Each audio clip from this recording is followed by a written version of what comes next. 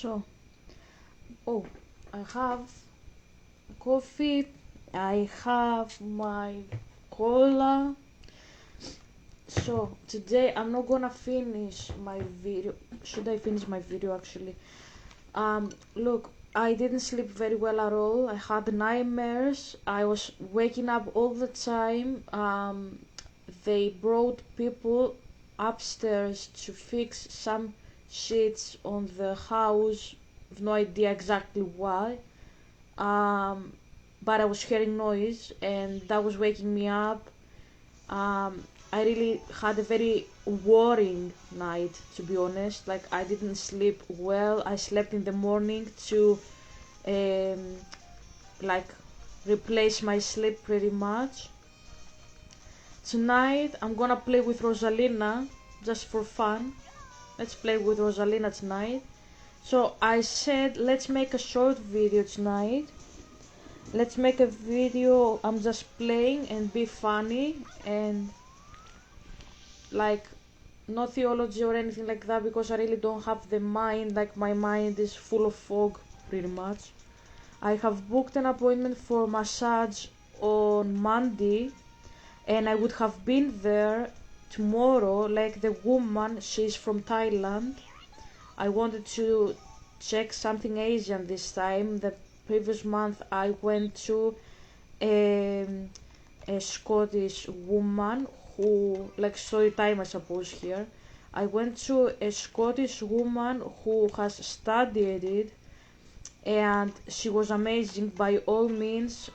She was the very best, but she was fully booked this month and I had to look elsewhere for my body. Um, my muscles are sore and shit. So I was looking for something Asian. I'm saying this because hi there.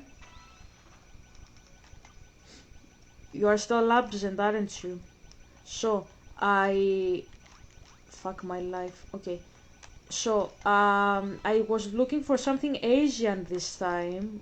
I thought to myself that these guys over there have like an expertise into massaging and shit, and I said, what if I try a native this time? Like, because I couldn't go against the woman, like I wanted to revisit her, but because she didn't have any free spaces, I said, why don't I search if we have something from Asia this time? Any country, any country. If you ask me what country, any country, just Asian, like Indian, anything, anything. And I found people from Thailand, and I said I have heard that Thai massage is one of the best, most beneficial. I'm not an expert, but because I have health issues with my body, like I am working like from home, obviously with these videos and shit. That's classified as like work from home, not like my mom is watching my videos. Hi mom, my mom is working outdoors work. I know this from my chiropractor. So each person who is in a different position has different needs in a massage section, if that makes sense. Somebody needs relaxing, somebody else will need like something more deeper, let's put it that way. Intense probably is the word. um if they have like some issues, like my job, like what I'm doing here is um that's what I mean when I say job. I don't mean like that could be that could be like a student. Like, even a student, you are not getting paid, but you are working with your mind, not with your body. So your muscles get weak. That's what I know. Feel free to correct me if I know something wrong, but I have learned this from my chiropractor. So um, like a student and me and a person who is working from the computer will need something else for their body than a person like my mom who is working in a restaurant and she's exercising. Like, um, her muscles are not weak, they are trained pretty much, so she needs a relaxing massage. So I don't need that type of thing, I need deep tissue. That's what I remember from my chiropractor, that's what I understood in any case. So when she heard me on the phone, I told her like I told the woman, fuck my life, I lost the help, fuck my life. So I told the woman that I work from home, and she said, "Do you need deep tissue?" That was her immediate action, and I was like, I smell that this woman is a professional, pretty much, you know. And she booked me in, and yeah, I can't wait to go and see her for that reason. Today I was feeling very weak, um, because I was doing my posts yesterday and the day before. Like, I don't get me wrong, I don't mind the work of a prophet. Like, I guess I am complaining a little bit now, but don't get me wrong. Fuck my life, that was very bad. Don't get me wrong, I love the work of the prophet. It's quite nice to work for God, but at the same time, um, like, it's a kind of, I have said this, I'm saying this to my mom all the time. So yeah, I okay. It's quite tiring sometimes. Like, I always wake up, I'm doing my videos, then I do my posts about theology and sleep, and again and again and again. And if you're like, Helga, why don't you stop? Can't you say, you said God is going? Yes, he is, but he put me here for you. He said that I have to do this for you, and like, you are doing this to me actually, not him, pretty much. Like, he said it so that you will be like convinced, okay, I probably have to do something with this woman, like, this is you here, right? um but yeah, I'm not complaining about the work of the prophet, I'm okay with that. I'm just complaining about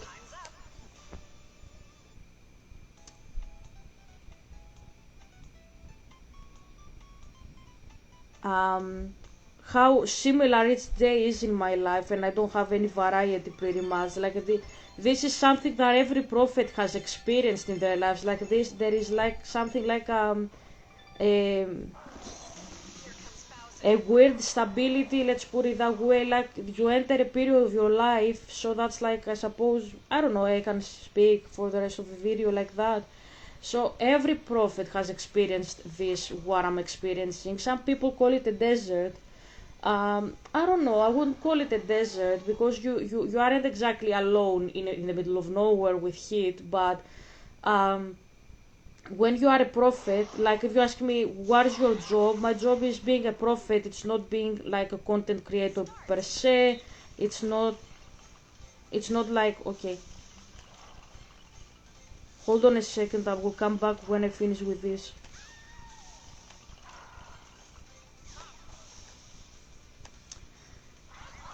Hold on a second.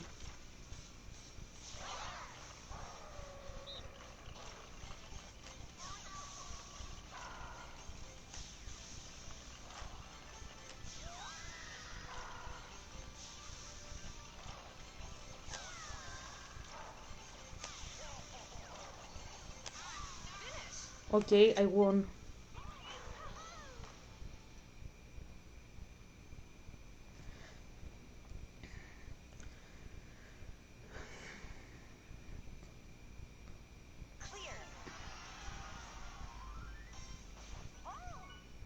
Okay, I have coins.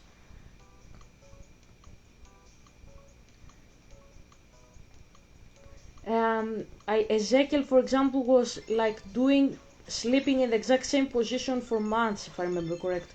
And he was doing like something like performances, something like a board game. I don't really remember. I have to see the story. I only read it once or twice, and then I haven't read it again. But you get what I mean. Like, he was doing that for many days, months. And Elijah, was exactly the same inside a cave. And like, we aren't complaining, that's what I'm saying. Like, you aren't complaining when you're doing that, but it's challenging for yourself. Like, if you didn't have God sustaining you in this journey, you wouldn't have made it. The fact that you can do it, you can pull it, is just like because you have God supporting you. When Jeremiah the prophet had begun his journey as a prophet, he was very young. By all means, the traditions say that he was around 19 years old to 20 years old when he was called. He was very young. So when he was called to become a prophet of Yahweh, Yahweh told him, "Don't be afraid that I will bring you to like you will be exposed and ashamed in front of your enemies. I will save you from all of your oppressors." This is what he told him. And Jeremiah had a very difficult life. Like, he was imprisoned, he was ridiculed, he was walking with a yoke. What did I call it correct? Like the wood in his neck. I'm a Greek, sorry. Uh, he was walking like that. Like, maybe it sounds funny, it's not. Like, you don't have any problem doing it. Like, if you ask me, do you have any problem doing that? Like, do you feel uncomfortable? No, you don't. And if you say, I don't want to do it to God, he will listen. He wouldn't mind. He would change it. He would say, okay, would you like us to do this instead? So he's very easygoing in that regard, even when he wants to do a message. But the problem is that what he did was exhausting spiritually, physically. He was doing like labor for God, let's put it that way. And what I'm saying is, um, couple this with the fact that Jeremiah was living in an era where people didn't wanna submit to God. They didn't wanna submit to God. They wanted to submit to themselves, pretty much. They wanted to bring glory to themselves. And he was seeing that. He was seeing that, and he had the sorrow that we prophets usually have with the world. It's not like a faked emotion. You feel that you don't belong on this planet because you see that other people have other issues and you don't have these issues yourself. For example, these days I saw that there is an issue in America with some jeans with an actress who is my age. Her name is Sydney Sweeney. Sydney published an ad with a brand in America that produces jeans, like blue jeans. And she said jeans are passed from your family to your offspring, and they determine hair color, eye color, and personality. And she said, my jeans are blue. So she made a pun between the word jeans, meaning generics, and the word jeans, which means the trousers. And the woke left agenda got mad that she said that she is superior. No, she didn't say that. She said that her jeans are blue. She didn't say that she has better than anybody. But still, they got offended by that and they wanted to make a point, and they actually hated her and cancelled her on social media. And why I bring the attention into this? Because it really disappointed me about the humankind once more, because we can't be serious in this age, like saying that we have progressed, but we still fight over biology, over like genetics. Yeah, maybe she wanted to say that her genes are better than other people. What is your issue with that? She is proud about herself and about her lineage, her family. Why should this mean anything? Like, just because she said my genes are blue, does that mean that every white person has blue genes? For example, like blue eyes. For example, like I am a white person, but my eyes are green, and as a white person myself, green eyes are the rarest eye color you can encounter on this planet. It's the 1% of the population that has green eyes. So my eyes are completely rare, and they are exclusively, the studies say, a white European trait when you have green eyes. So you won't find it in other places. It says, like, I am believing that I believe that if you have green eyes from other countries, from other continents, I believe this can happen, personally speaking, because the I think the generics are not exclusive in one country or in one continent. That's what I think, but it's okay. You can believe whatever you wanna believe, I suppose. Um, but I believe that there should be Africans and Asians that are, like, let's stay here, that have, like, green eyes and shit. That's what I say. I believe it. But even without that, I'm saying, okay. I'm saying that even if she said that as a white person, that her blue eyes are like inherited by her father, and she has better eyes or better genes or whatever, why should I be offended? I'm not offended. I am me, she's her, and she's proud of being herself. That's what I saw from the ad. And by all means, for fuck's sake, it is an ad. It's not anything. It's not that bad. I don't know. I don't understand. That's what I'm saying. Why we should make such problem over it. That's what I mean. Uh, so the fact that I'm bringing this into the table, just I'm trying to explain that, like, when you are a prophet and you see people fighting over nothing, like over an ad of jeans, it's just a cloth. It's just a cloth, guys. Like, wake up, for example. You have sorrow inside of you because you are, like, there are problems on this world. Okay? And if you know God, you are even worse than that. You are like, God is an amazing person, and I want other people to know Him. And we fight here over genes, over genetics, and over eye colors, and stuff that God gives us, and He wants us to be proud about, and be proud of being us, and empower other people to feel proud of themselves as well for being who they are. So if you have blue eyes, be proud of it, and say to the other person who has black eyes, be proud of that because God gave that to you. And then you have the Christians who go into the other extreme and they say God made you man and woman. Of course, everything is about genes. So I see a secularity, like a spirit of the world, pretty much everywhere, even in the Christians. I don't see them having any seriousness in them, only clownish behavior, and that is quite discouraging for a prophet. That's what I'm saying. I don't know if that makes sense to you. And if you're like, Helga, so what would you do with the ad? I just watched it and continued my day, because I think there are other things that are more important than that. Like, it's not a big deal.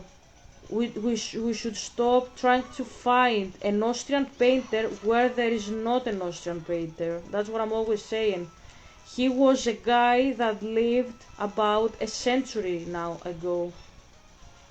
Can we please forget about him and move forward? When I'm saying forget about him, I'm not saying forget the atrocities that he did as if they never happened. I'm not saying that. I'm saying, can we forgive the past and dream for a better future? That's what I'm asking. Because when you say there was a guy once in like Europe, his name was Austrian painter. It's been 1 century and we still hunt for the same guy. Come on, guys, he died. He's dead so many years. He was defeated, he's dead, and move forward from that. We don't have any war happening, we don't have any issue. I'm not speaking about the entire world, I'm speaking about America and Europe specifically. Like, and if you're like, Helga, what about Ukraine? I don't mean that. I mean about what happened with the Austrian painter. I'm being specific. We don't have such issues today. We don't have people, for example, like in the Middle Ages. Let's go to the party plaza. Like in the Middle Ages, uh, fighting for religion, for example. Like we don't kill people about religious beliefs, for example. That's something that happened in the past and we have forgotten about that. We have moved forward. Let's take pitch now. So we have changed, we have progressed. Now we, like, I'm not speaking about Greece. Greece always did that, but I'm speaking about the entire planet. Okay, so now we are trying to accept people from different beliefs, and we are trying to be inclusive and celebrate every faith and whatever everybody believes. Like if somebody believes that he is a cat or a fox, for example, we approve of it. We don't burn people on stake for their beliefs anymore. So that's what I'm saying. If I play this game one more time, I'm gonna scream. I don't know. So what I'm saying is, when I'm saying stop trying to find him where he is not, that's what I mean. Like we don't have this type of thing anymore. Now we have acceptance. Now we have inclusivity. You shouldn't try to find racism where there is no racism.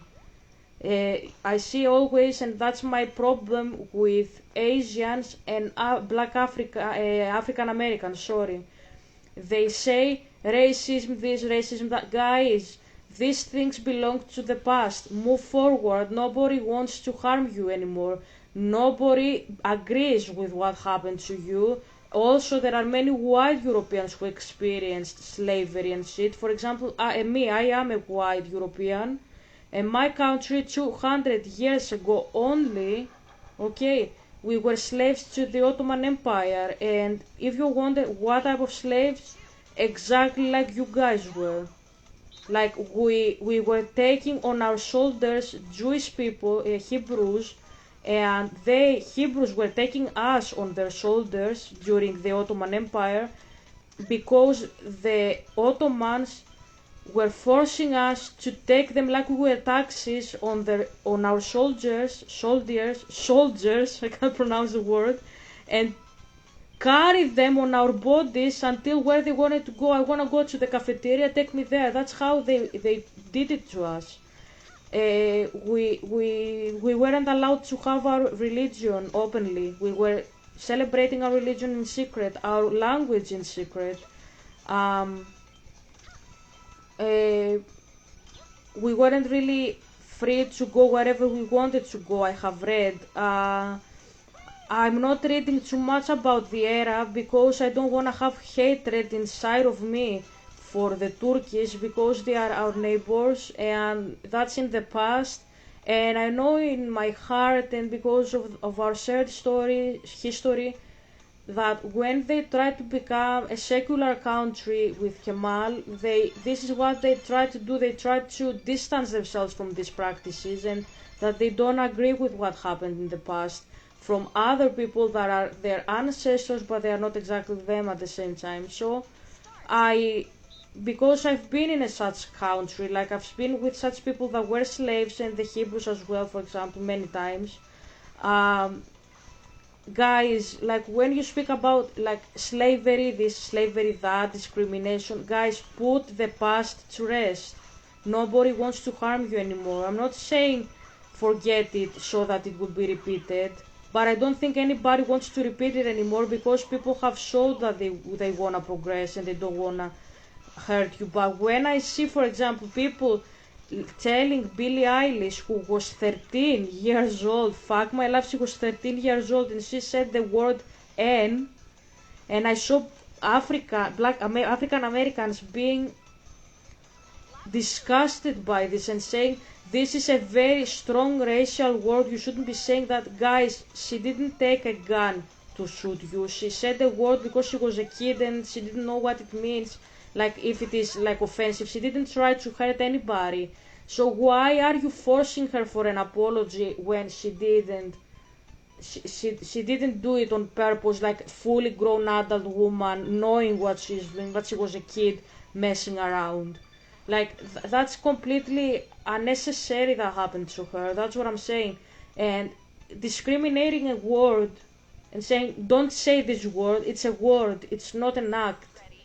Just because I will say somebody you are a dog, for example, first and foremost that doesn't mean that this person is a dog. Second thing second, just because this person is I called him a dog, does that mean anything bad? If somebody called me offensively a dog, I would be glad that, because I would say dogs are the most faithful companions, the sweetest animals on the planet. So I think if you call me a dog, that's an honor, pretty much. You're not hating me. You are actually complimenting me. You are flattering me when you call me a dog. If you think that I am faithful and innocent like a dog, you have to change the way you see it. Not like see it.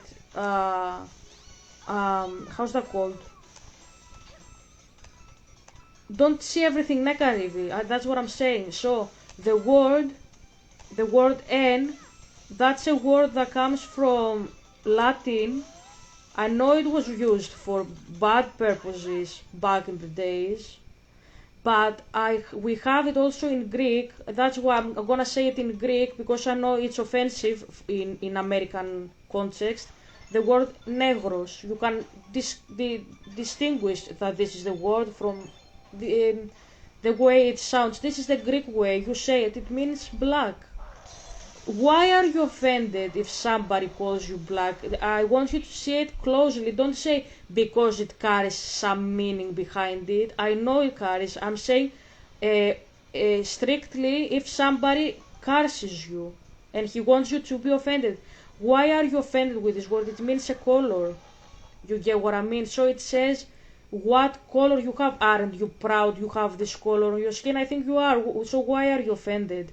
That's why I said if somebody calls me a dog, I would be proud of myself. I would be like, if you call me a dog, that means that I'm doing something very well with my friendships, for example, that I am very loyal, that I would never abandon anybody. Because a dog, you will abandon a dog, but the dog will wait there for you to take it home again, and he won't wait for you to say sorry. I was taking care of a dog, and she was the best dog in the world. Like I have pet sitted many dogs. This dog was something different. I don't know. I stepped on her foot by accident. I didn't want to do that, and she cried. And then I took her foot on my hand and I caressed it and I said, I'm so sorry I hurt you. Fuck, I lost. And before I had even the chance to talk to her, she started licking my hand. Like 1 minute ago, she was screaming because I stepped on her foot by accident. Now I took her foot, that foot that I stepped on with in my hands, and I kissed it, and I caressed it, sorry, and she kissed me, the dog. So should I be offended if somebody calls me a dog? No, no. If somebody wants to offend me by using the word dog, the problem is all theirs, it's not mine. Because they assign bad properties to an animal that is one of the sweetest on the planet. That's what I'm saying. So when you say don't say the word, I want you to think it better, and I want you to one day take the chance and not say I don't want to hear the word again, but say I want to hear it again because it says what skin color I have. And yes, it was used for bad purposes, but that's because the other people are on the wrong here, not me, not me. Okay, not my skin, it's not my skin that is the problem, it's these people, and let's forget about them, not forget about the word. So, like, what did the pagans do? The pagans, like, calling somebody a pagan was offensive. Now the pagans reclaim their identity and they say, yes, I am a witch, yes, I am a pagan. And they are proud of their roots. That's what I'm saying, like, be proud.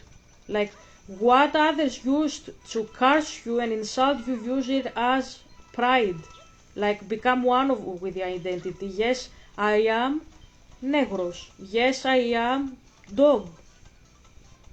As I said, if somebody called me a dog, I'm going again back in the dog argument. Um, I would feel like I have completed my journey in this world, because if I am trying to do something as a Christian, that's being faithful without any reason, without any good reason. That's the definition of a dog. So if somebody wanted to tell me you are a dog, you are a Greek, you are a dog, and he wanted to curse me like that, I would be like, thank you. Thank you for that. That says something about me, if you think like that about me. But the fact that you see it as a curse word, that stands with you, not with me. You are turning a good identity and you turn it for evil purposes. That's your problem, it's not mine. So, I'm saying this not because I am insensitive. As I say always, I don't use the word barbarian for the same reason, because the Greeks meant it for a bad reason.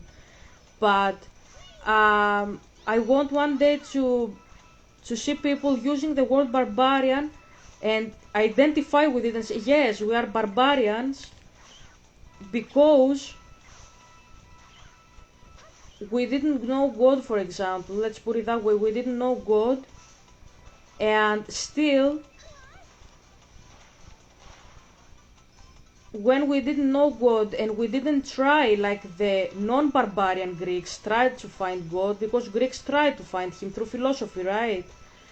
When we didn't know God, we didn't have God, he saved us. He died for us, and that's our gain, that he loved the barbarians. Like God it identifies with the Tarzan, pretty much.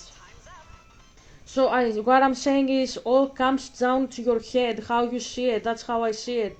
Like, do I see the word as a bad word because the word is bad, or I have learned to hate myself deep down because of it? Because I think deep down there is some hatred about you if you don't like it. That's why I say, some years ago if somebody called me a dog, I would be offended, but today I would feel proud of myself. That's what I'm saying. I would feel proud. Right. So, why did I start saying all these things though? That's a question. I don't remember why I started. I said about my massage. I said that I have problems with my back. So I said that you have many roots as a prophet, and it's a very challenging job.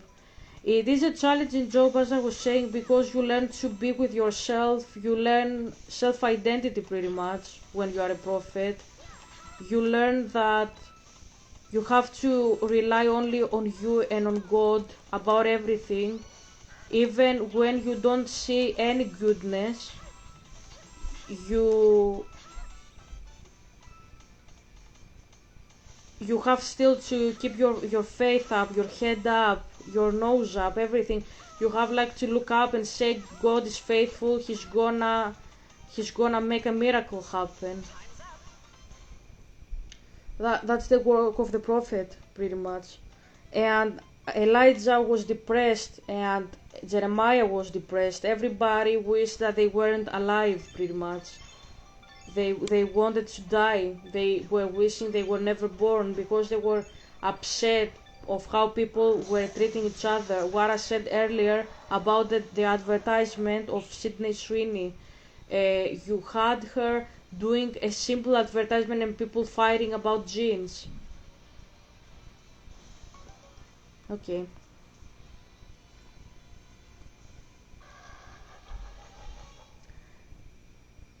You get upset when you are a prophet, because you want every person to be happy. You don't like divisions. You like peace. You are romantic at the same time, and people aren't like that, and that's depressing. It's depressing. It's like, it's discouraging, pretty much.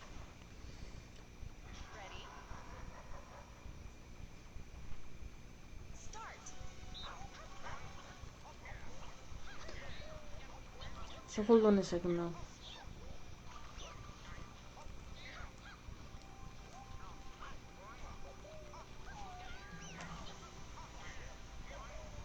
So, if you are a black person watching me, I would really like a black person to watch this. I know you guys like have issue with the world, and that's why I'm encouraging you to think it better, because I come from a heritage that understands slavery very much. Like, you won't hear me speaking about it very much, that's my choice, but if you ask any Greek, the Greeks are very passionately speaking about their slavery and their times with the Turkish, and they are still very upset like you are. So I'm gonna speak about that, and if I have like a black person, I'm gonna say this to him and her. Like, there was a book called The Heart of Uncle Tom. I've read it in Greek, and I think it's one of the best books I have ever read, and there are African Americans that don't like the book. Don't read it with world eyes, read it with godly eyes. That man is the definition of love in the book. It's not about accepting that he's a slave. You can be free in your body, guys, and not be free in your spirit. That guy was free in his spirit. That's why he was happy all his life. It's not that he was content like a white woman wrote about a black guy and she didn't know his afflictions. No, she wrote them because she knew, she understood, she felt compassion, and she turned him into a symbol of loyalty. Why? Because this guy, as an archetype, I'm saying this as a prophet, he doesn't symbolize the the the white American dream. No, he symbolizes the guy that despite everything that goes wrong in his life, he still has faith, and he is doing what the Bible says, submit to the authority even if they are completely on the wrong.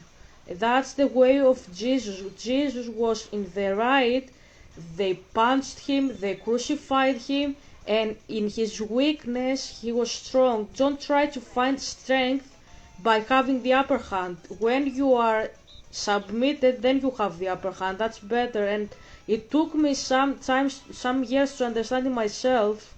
It actually took me a lot of deity work with my dad to understand it, that when you are weak, then you are strong. Like, I began and I said that I have problem with my muscles, right?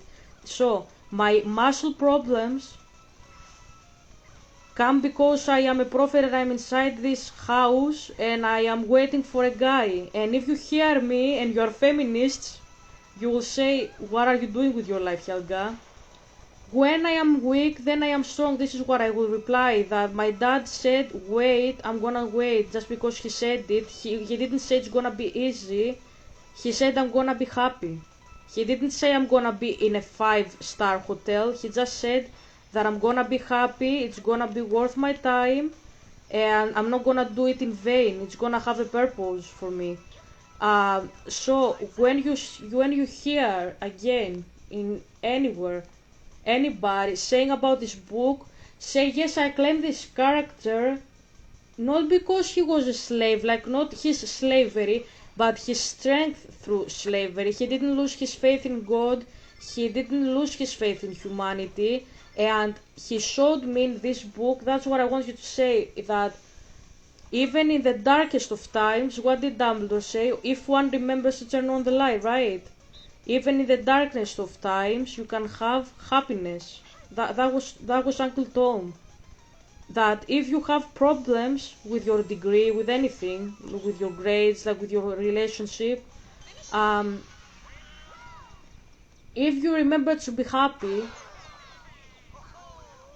that this is the lesson that Uncle Tom gives in his book, pretty much, that be happy regardless, rejoice. That's what the Bible says, rejoice.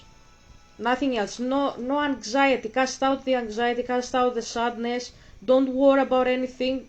Rejoice in all things. And if you're like, Helga, it was bad times, I didn't say they weren't. I said be happy. You don't have anything better to do. The other thing to do is feel sad about it. So why waste your time doing that? Anyways, you get what I mean. And if you're like, Helga, are you doing what you're preaching? No, I'm not. I hope I will convince one day myself though, by preaching to other people. Hope I will convince even myself, because I am a person who feels upset very easily. I'm gonna play with Goomba. Okay, so that's the last time I'm gonna play tonight. So what I'm telling you for this video tonight, if you wanna take something, if you are an African, I'm explaining to you what to take from the book. If you want me to tell you something about the word N, yes, I am a white person, but as I said, I come from a country that experienced slavery. I'm not your average British person. Okay, I am a Greek. So yeah, you understand. Like, we have some common ground here. Don't feel upset about that. It's a word. Put it exactly where it belongs. It's a word, and see what there is behind it. It's your skin color, and say, I am proud of it. I'm proud, and I will not let anybody take that away from me. They tried to take it in the past. I'm not gonna allow them to take it away from me this second time. My father says, Helga, you are hopeless romantic. Yeah. Um, well, there is a guy, I don't listen to him. I don't listen to him, to be fair. My mom does. She's a fan. James Brown, he was saying, I'm black and I'm proud. I remember she said it. If you ask me what song is that, I have no fucking idea. I'm not listening to the guy. He was a very rare talent. He really was one of a kind, but I'm not listening to him. I have some songs of his on my phone, obviously, but not like a hardcore fan. You get what I mean. But he was very important, very influential for music. So, what did he say? I'm black and I'm proud. You have to do it yourself. I'm not listening many people saying that. And now, because I finished with blacks, I want to speak about Asians, because I began and I said I wanted to take an Asian massage. Not I had with a Scottish woman, and I wanted an Asian. I'm seeing many people in Asia saying we aren't yellow, we are white, because they think that Europeans who call them yellow are appropriating them. Then I have other Asians saying, no, I am yellow, I want to reclaim it. That's where I'm having sorrow again. That's what I'm saying. I have sorrow, because I'm like, why do you waste so much time on your color, on the color of your skin? Aren't you more than that? Why are you boxing yourself and putting yourself in a category strictly of I have this skin color, I have that skin color, when you are so much more than that? As I said, as a white European woman myself, I wanted to take an Asian massage from many of your countries, because I knew that it is beneficial for my health, that it's gonna benefit my body, and I wanted to do it. And I wanted to do it with you guys. I wanted to try out your techniques. I wanted to try out if really you are, as I have heard on the internet from other people. And okay, hold on a second.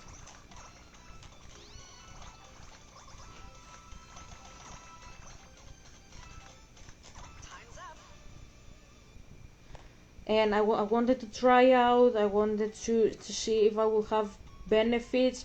The woman was so friendly on the phone, she was so helpful with details. She said immediately, I will do deep tissue to you, and I said yes, I think that's what I need. And she was very helpful and happy to like provide me her services. You are so much more than your skin color. That's what I'm saying. Why are you letting yourself be only that just because somebody did it some years ago? Yeah, they did it, and so what? Why should this define who you are for the rest of your lives? That's what I said about the black people as well.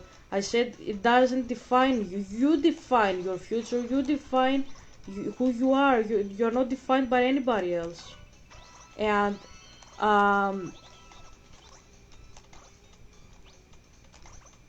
as I said about the woman that I called, she was very happy to provide me her service, and that was really refreshing to hear such a friendly person on the phone.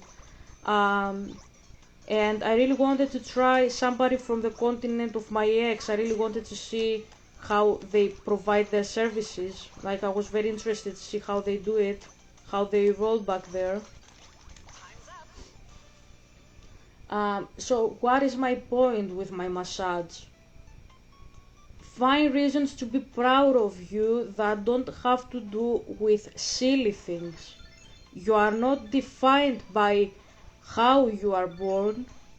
You are defined by who you choose to be every single day. So I said about the other people, the blacks, something about their skin to be proud, because I feel that they are not proud enough. That's what I think, that they are not proud enough. And for you in Asia, I think you are more proud about who you are born and not about who you become every single day with your choices. And I'm saying this to my ex every single day, that you care more about who your ancestors are than who you are every single day with your choices. Like, did you wake up today and try to make a person happier? That should be your problem, not what color your skin has.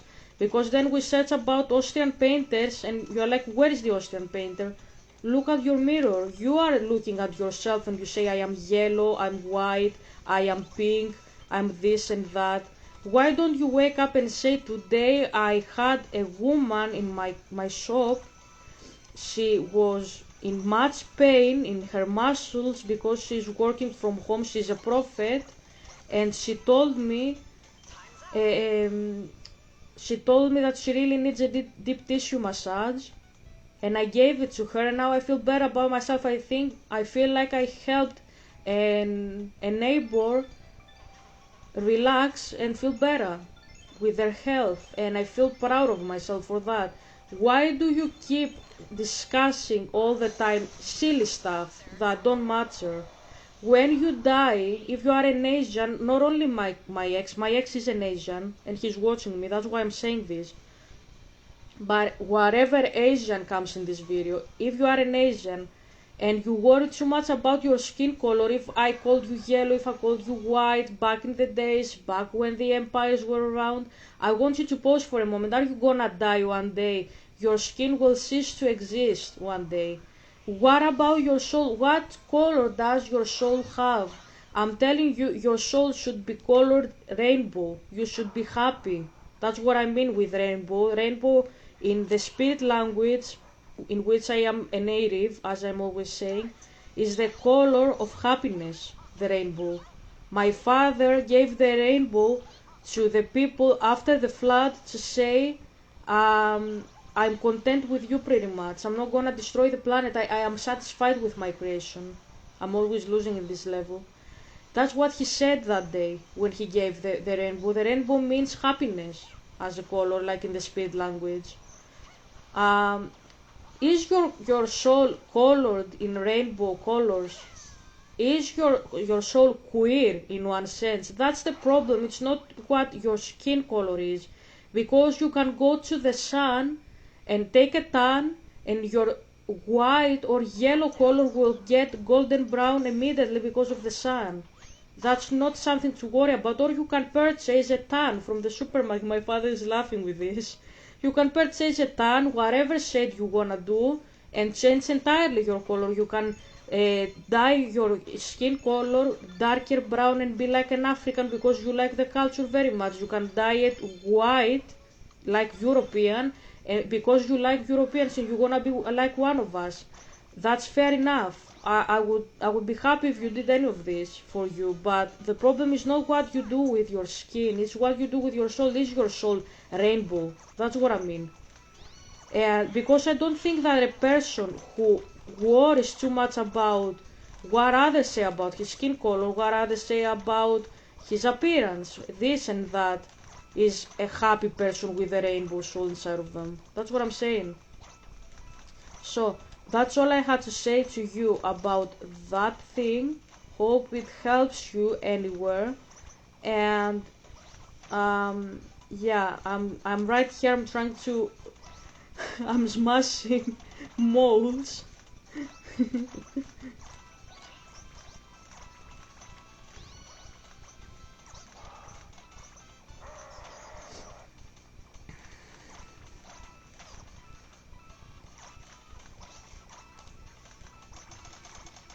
Okay.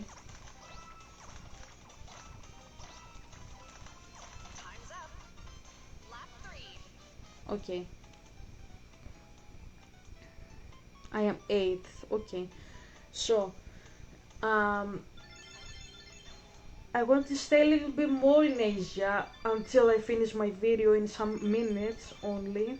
I want to stay a little bit just now for now in Asia, and I want to say something about you Asians and my ex and everybody. You care too much about what other people think about you. Greeks, at one to some extent they do as well, but you know what, we have a different way of caring what other people think about us. Yeah, that sounds weird as I said, but we have a different manner than the Asians do. We care about very specific traits, how they think about us. You guys aren't like that. You care extensively, and your whole personas depend on what others think about you. And that's why this is bad. It is very bad because it keeps you behind from your destinies. That's why. Like, I watched a soap opera, and my father said that the woman in the soap opera took the guy from the protagonist because she was trying to prove her that she's illiterate. And I said that doesn't make sense. The problem is not that she's illiterate, the problem is that she lost her boyfriend. And my father said in China they go with status, they don't go with relationships, and that's crazy. Like, you guys in Asia think critically. You call us individualistic all the time. And I'm making fun of it because it's not the case. It's not true. It's not true. But you guys, instead of putting relationships like your boyfriend, for example, that boyfriend, what do you put? Your status. And you call us individualistic then. My father is laughing. So how can you say that? If we are individualistic, then you are individualistic as well, but you just don't have the same vocabulary to say it then. So, about the woman and the boyfriend in the soap opera, my father said that this showed to the woman, that just went to show to her that um, she was illiterate. If somebody calls you illiterate in China, why do you bother? And if you're like, yeah, guy, you haven't seen our culture, okay, irrelevant. I don't wanna see your culture to tell you be proud of who you are regardless. If you are illiterate, that's your problem. It's not the other person's problem who calls you out for being illiterate.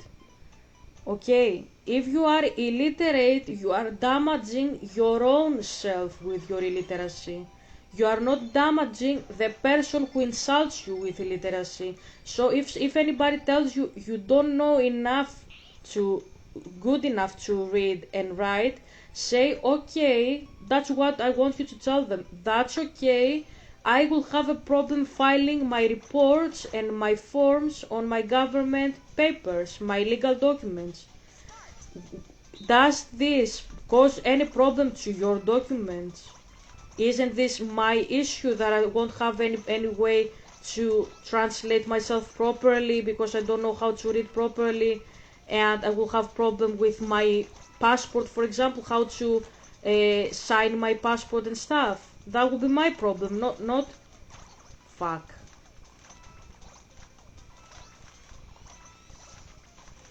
That would be my problem, won't be your problem. So why are you insulting me? What is your problem? Why do you insult me?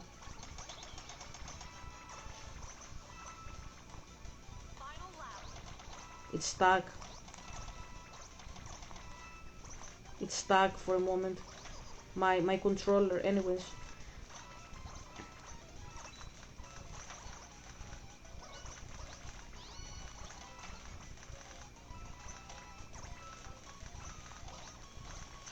Okay. Um, that's what I want you to tell them. And if somebody says I know that you guys in Asia, I have seen videos, that's why I know it, otherwise I wouldn't know it. I have seen videos of you guys, you have parents that discuss strangers in a train, for example, but parents, okay, but they don't know each other, and they say my son went to this university and my daughter went to this university, and the parents are lying just to make a point. Why do you bother what other people say about you? This is a stranger. I want you to see what sin looks like in the eye. You are lying in a foreign person, a person you will never again see in your life, out of vanity. That's arrogance. This is not my Western ideas, this is arrogance. You are lying to a fellow human being out of your own arrogance. Because you don't want to be labeled as a person who doesn't know how to read and write. Why? Why are you doing this to yourself? Like, if you have enough dignity inside of you, you will say that this is unethical. And you shouldn't lie. The fact that you lie shows that you aren't really exactly as knowledgeable as you would like to be. So you don't just lie, you are also exactly what the other person tells you to be, illiterate. So you are both illiterate and liar. In Greece we say just be one of the two, don't be two of them at the same time. It's too much. Okay? So be just illiterate but be honest. Be truthful. Don't be a liar. Why lie to a stranger? That shows where your soul allegiance is. You are with the devil. You aren't with God. Because God wouldn't lie to anybody. But you choose to willingly lie to somebody just because you are afraid of the reaction. You are still lying. If they don't like you for who you truly are, as a body, as a soul, then they don't like you at all. And you shouldn't care about them. They are not your God. They are not the creator of the universe to care so much about a random person's opinion. Yes, the society doesn't approve you. The society thinks that you are not good enough. And so what? So what? The world chose to mock and crucify Jesus and they rejected him. His own people rejected him. Does that change the fact that he's the God of the universe? No. I want you to go and close my video today, because now I'm finishing my video. I want you to close my video and I want you to let go of me tonight, and I will come back tomorrow with this thought. Am I true to myself? Am I loyal, brave and true like Mulan to myself? Or I am more to the other people? Or I care more about what other people say about me? That goes to everybody. So, hope you enjoyed this random rant that I had. I love you very much. I hope you heard me speaking vocally this time about all this. Mom, if you are here, bye. You as well. Okay, so I will see you tomorrow. Bye for now, and bye for my dad as well.